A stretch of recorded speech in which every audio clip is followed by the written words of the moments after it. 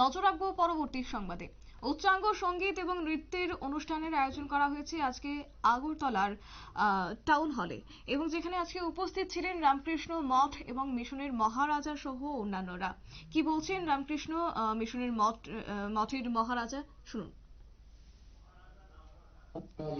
মহারাজ, লোক আইছে না, লোক আসুক, একটু শুরু করব।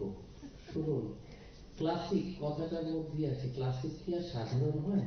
ক্লাসিক মানে অসাধারণ, আর ক্লাসিক মানে এতটা নান্দনিক। সব জিনিসটা নান্দনিক হয় না, সেই জন্য লোক সংখ্যা একটু কম থাকে তখন। আর সেই কম থাকলেই বা কি আছে, যারা সঙ্গীতকে ভালোবেসে আসেন, যত দিন যাবে তত বোঝা যাবে জগতে ভালোবাসার লোকের সংখ্যা অনেক কম।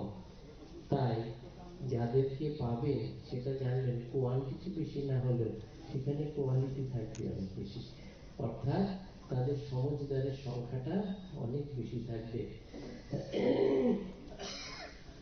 কথায় বলে যে কোনো জাতির উন্নতির জন্য একটি জিনিসই যথেষ্ট, আর কোনো জাতিকে নষ্ট করতে গেলেও একটি জিনিস নষ্ট করলেই হয়ে যায় কি, যদি কোনো জাতির যদি তার সংস্কৃতি।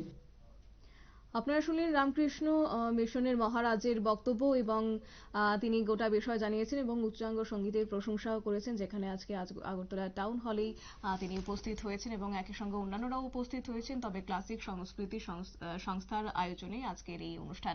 নিয়ে নিচ্ছে ছোট্ট একটি বিজ্ঞাপন বিরতির, সঙ্গে থাকুন।